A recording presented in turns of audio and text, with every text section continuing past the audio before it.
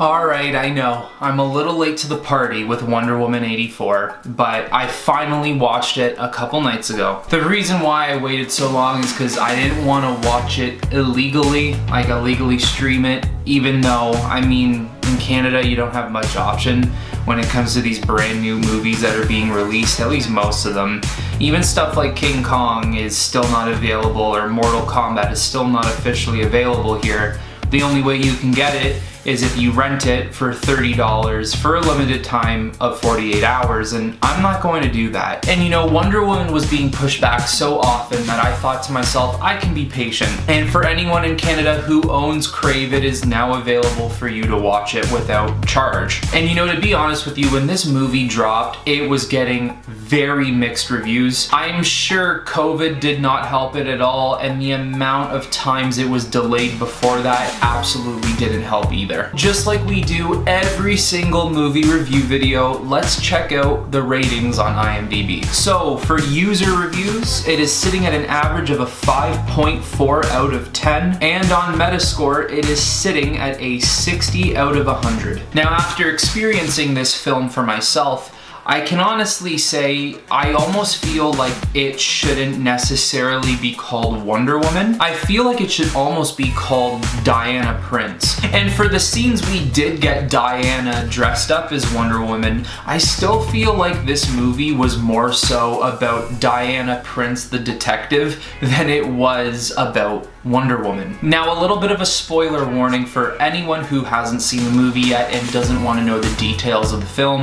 Essentially, it's 1984, it's years after the first one, of course, since the first one was in World War I, and Diana now lives in Washington, D.C. Just how you see her in Justice League, how she works in a museum, she's already developed a career in that field, and you can see how that would transpire into the future of Justice League. Now, the story is quite simple of what it's about. It's just about how she's very lonely and she misses the one man she truly fell in love with. And there's a stone that appears in the museum they work in for study, and you end up making a wish on the stone, and the stone grants you the wish. And once that wish is granted to you, you end up finding out as time goes on that it's taking something from you. So the whole idea of the film is obviously everyone has wishes and everyone wants something, but there is one man who wants everything, and that happens to be Pedro Pascal's character, Maxwell Lord. So essentially the whole idea of wishes is that, yeah, there are things you may want that would be great, but the things that are being taken away from you aren't always worth it, because sometimes those things are more precious than what you don't have, because wishes a lot of the times aren't what you need, they are what you want. I think the biggest problem of this movie, and maybe why it has somewhat mediocre ratings, is because you could see the story of this movie from a mile away. This movie's 2.5 hours long, and I already knew what was going to happen within a half hour. Diana ends up meeting Kristen Wiig, who is playing Barbara Minerva in the film, and I just want to say that it was a great casting choice. I love Kristen Wiig, and I just love what she brought to that character for this movie. So Barbara Minerva in the comic books is Cheetah. She is one of Wonder Woman's arch enemies, and obviously when she makes a wish on the stone, she makes the wish to be more like Diana, because Diana is beautiful, smart, sexy, intelligent, strong, and she wishes exactly for that. And as the days go on, Barbara starts to wake up and become more like Diana every single day, and she's loving it. And who wouldn't? That's the whole thing about wishes, is when you want something and you wish it and you get it, well, who wouldn't want that? There's a part where Diana grabs the stone and makes a wish onto the stone, even though she, at this point in the film, thinks it's nothing but rubbish. But of course, what does she wish for when she's holding the stone? I wish Steve Trevor were back, right? Of course, we all know that's what this movie's now going to be about. And then Pedro Pascal, who plays Maxwell Lord, this failing businessman with nothing to his name and no money and no support, he uses his last bit of funds to buy into this museum that Diana and Barbara work at. He's learned of this magical stone that can grant wishes, and he wants it for himself. This version of Maxwell Lord is he views himself as a failure failure. He views himself as a loser. He's got nothing going for him. And I really sympathized with this character because he's not a complete villain as the movie goes on. He's just trying to do what he thinks it's right for himself, even though it does get vastly carried away, of course, and it ends up being wrong what he does. But you do learn that this version of Maxwell Lord has been buried his entire life, and he was dealt a really shitty hand in life, and all he wants is to be known for something. And you know, he wants everything. He wants to be known, he wants to be liked, he wants to be loved, he wants everything. Money, power, riches, all you can have. And so when he ends up getting the stone, he wishes to essentially become the stone so he can grant these wishes. When he talks to someone and he grabs him, he says, "What do you wish for?" And they say what they wish for, and he's like, "I grant your wish, but now in return, I take something from you." So he is one of those villains who doesn't necessarily think he's doing something wrong, not until about an hour later when the power just starts getting to his head and he can't control it anymore. Now, Maxwell Lord is a very interesting character. Over the years, I have actually created a DC universe of my own, and I have a bunch of storylines that interconnect with each other that maybe one day I'll talk about on this channel. Maxwell Lord, especially in the world I've created and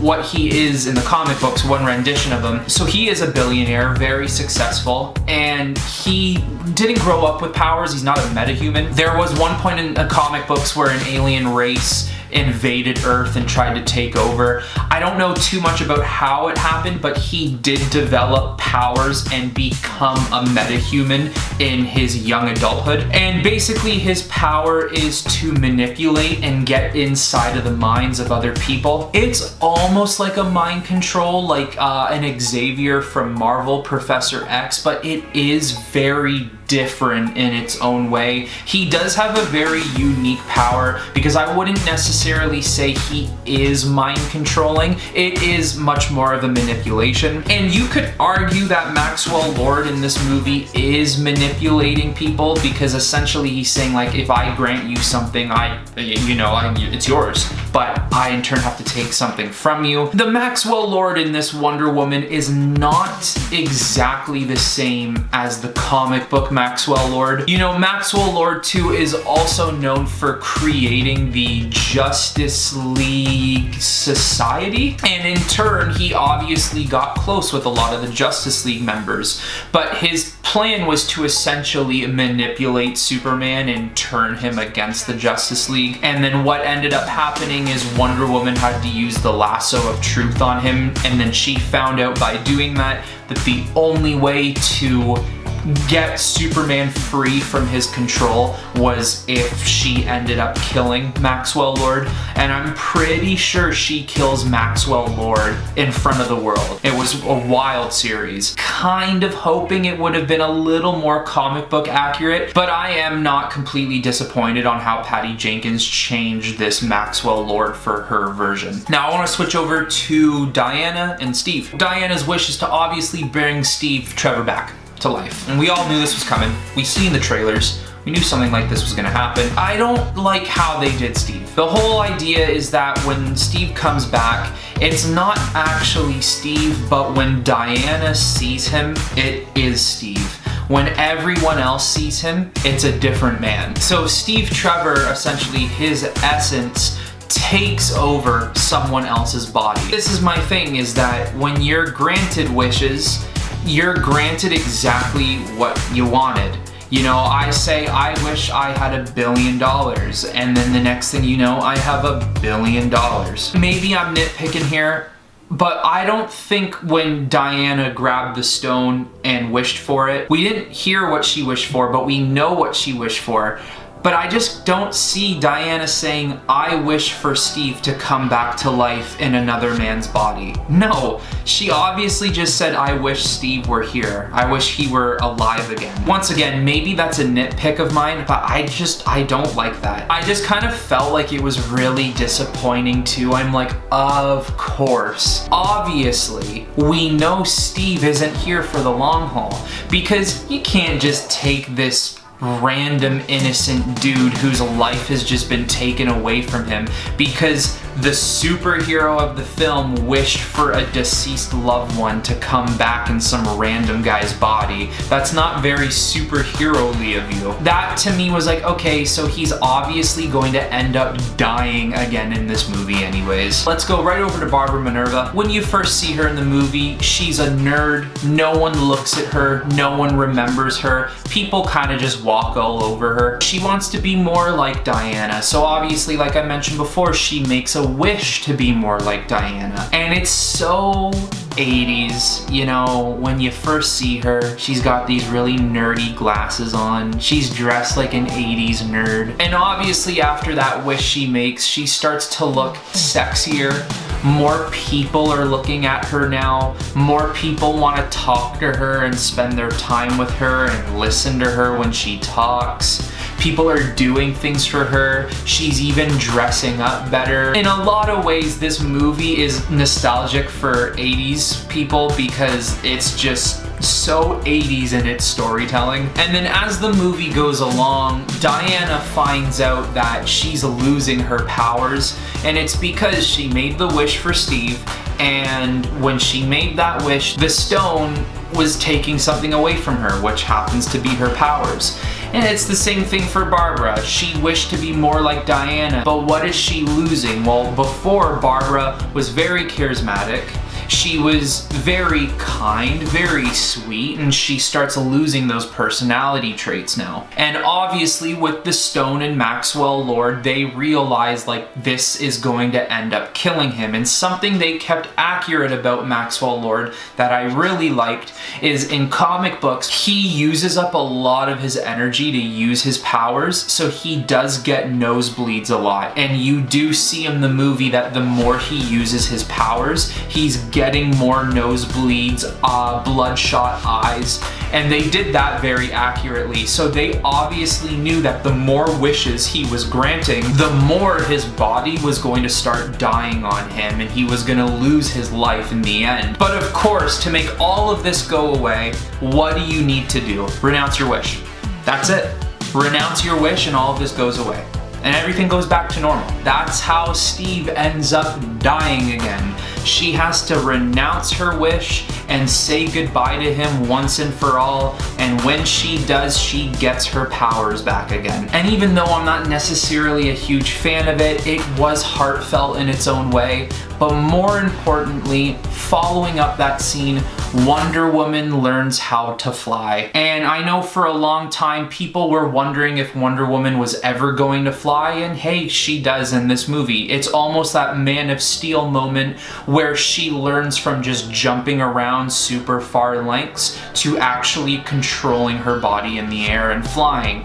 Wonder Woman's always been able to fly, especially in comic books, but a lot of us were wondering if, especially in Batman, Superman, and Justice League, if this Wonder Woman didn't have flight, but she does. Now, this film obviously ends with Maxwell Lord renouncing his wish. Without getting into so much detail, he essentially becomes ruler of the entire planet. He puts his face over all broadcasts around the world, and he grants wishes to people who ask for wishes, but he in turn takes everything from them, their health, their riches, blah blah blah. And she has to go in and talk him down and stop him from doing that and stop the whole world for asking for wishes. It was a great scene too because they used the beautiful Lie soundtrack from Batman vs Superman, the opening scene when Bruce Wayne is reliving the moments of his parents' death. So that was a really nice touch, and I actually got really excited when that happened. And then of course Maxwell Lord sees his son running around in the burning streets of Washington DC while riots and missiles and all this chaos is going on throughout the world, and he just screams on live television, "I renounce my wish." Everyone's wishes are renounced and the world goes back to normal, blah blah blah, whatever. Okay, that's, I knew it. But the moment we were all waiting for, Barbara knew she didn't want wishes renounced. She didn't want to go back to normal, so she decided to help Maxwell Lord, and in doing so, he granted her another wish. So she asked to become an apex predator. And obviously, what does that make her? That makes her Cheetah. I really liked the look of Cheetah in this movie, but you don't see enough of her. And I honestly don't even know if you'll ever see it again, because the way this movie ends is, it ends with her going back to a normal human form. It's really disappointing because Cheetah's an arch enemy. In my mind with Cheetah, that's almost like Batman faces Joker one time and you never see Joker again. Or Superman faces Lex one time and you never see Lex again. I just thought it was really strange, especially too at this point in the movie, you waited 2 hours to see Barbara become Cheetah, and I think you maybe see Cheetah at most 5 minutes. Even though there were, as I always say, good, interesting, fun moments to this film, I think the reason why this movie didn't get the best reception they were hoping for, number one, the story of this film is super simple, kind of generic, and we could all see it coming from a mile away. And number two, it feels very grounded. And there's nothing wrong with a movie being built inside of a world of superheroes that don't really connect to other superheroes and is just solidified in its one little corner. But I think why it's disappointing is because we know how much Warner Brothers has been screwing with the whole world of the DC universe. And we do know that Wonder Woman was connected to Batman, Superman, and Justice League. And we can really see how in this movie it takes a step back